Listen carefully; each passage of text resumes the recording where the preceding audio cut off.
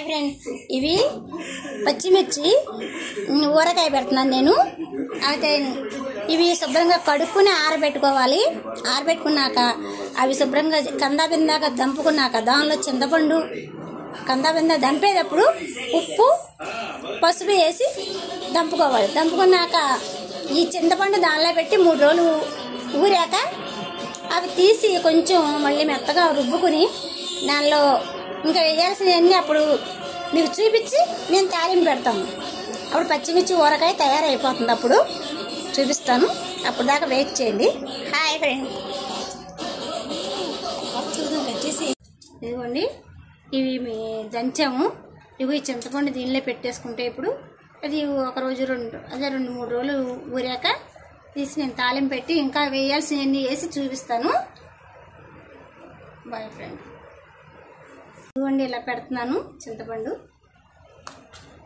ఈ నీరుకి చింతపండు మగ్గిపోతుందండి. 3వ రోజులు తీసాక కొంచెం రుబ్బుకొని తాలింపు పెడతాం, బాగుంటుంది. ఓకే అండి.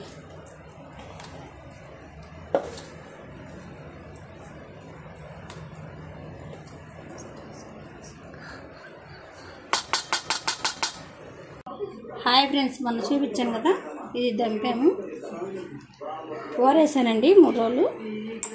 దానిలో చింతపండు తీసి ఇలాగా మిక్సీ పట్టేసుకోవాలి మనం.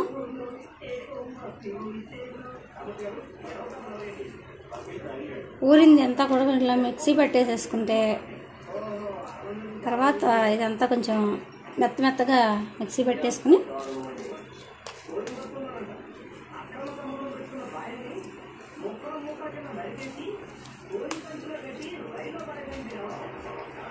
ఇది మిక్సీ పడతానండి ఇప్పుడు.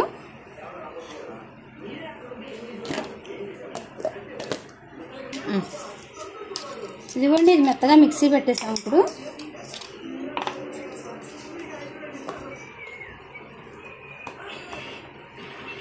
ఇది కూడా కొంచెం వేసుకుని మళ్ళీ ఇంకోసారి మిక్సీ పెడతాం, కలుస్తుంది అనమాట.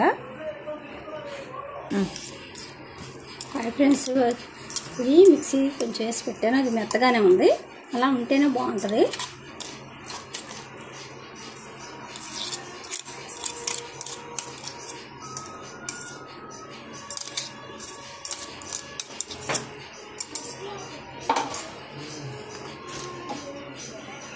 ఇప్పుడు ఆయిల్ యాడ్ చేసుకుంటున్నాము.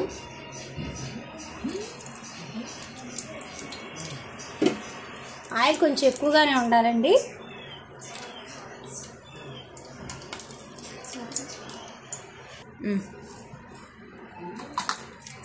ఇదిగోండి ఇది కావాల్సింది పచ్చిమిరపకాయ కావాల్సింది. అలా మిక్సీ పెట్టి అలా పెట్టుకున్నాం కదా. ఇది ఆవుపిండి అండి, 1 స్పూన్నర ఆవుపిండి వేసుకున్నాము. ఇగో ఈ చిన్న స్పూను మెంతిపిండి వేసామండి. ఈ స్పూన్ తోటి 2 స్పూన్లు ఏమో ఎండు కొబ్బరి వేసుకోవాలండి. మనం ఎండు కొబ్బరి వేసాము.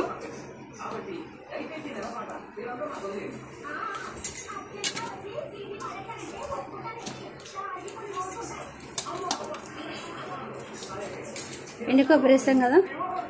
ఇదిగోండి వెల్లుల్లిపాయ కొంచెం దంపింది, ఇలా కలుపు.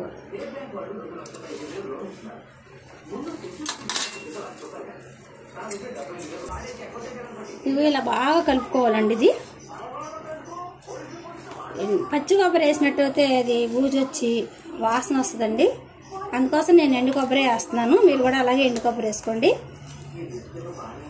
ఈ పండుమిర్చి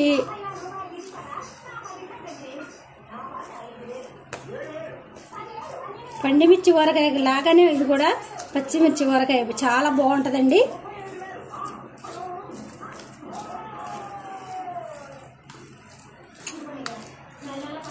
అయిపోయిందండి, కలిపేసాను.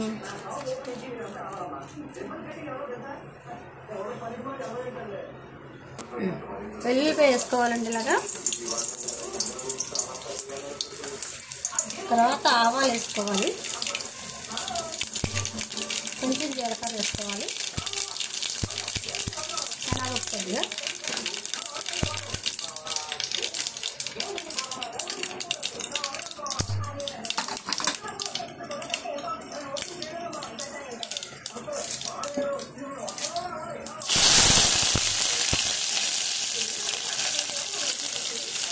చేసుకోవాలండి. అలాగా నేను అన్నింటిలో కరివేపాకు ఎక్కువ వేస్తానండి. కరివేపాకు వేసుకుంటే చాలా మంచిది.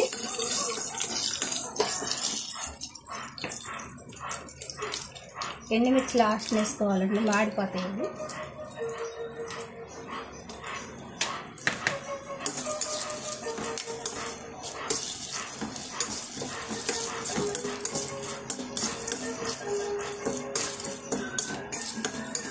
చూడండి, మరి తాలింపు వేగిపోయింది. దీనిలో మీకు ఇష్టమైతే ఇంగు వేసుకోవచ్చు, లేదంటే లేదండి. ఇష్టం లేదంటే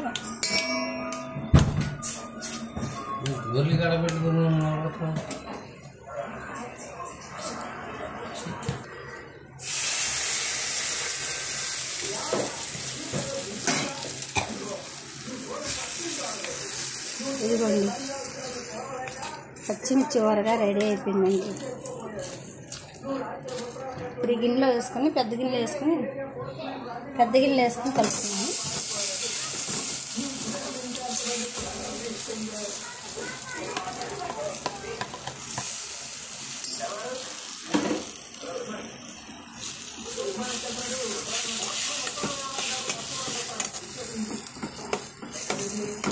కొంచెం చల్లారాక నూనె కక్కుతుందండి, చాలా బాగుంటుంది. ఇది మీరు ఒకసారి ట్రై చేయండి.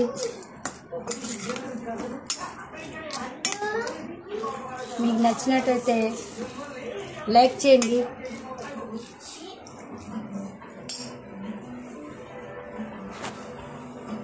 Boy friend.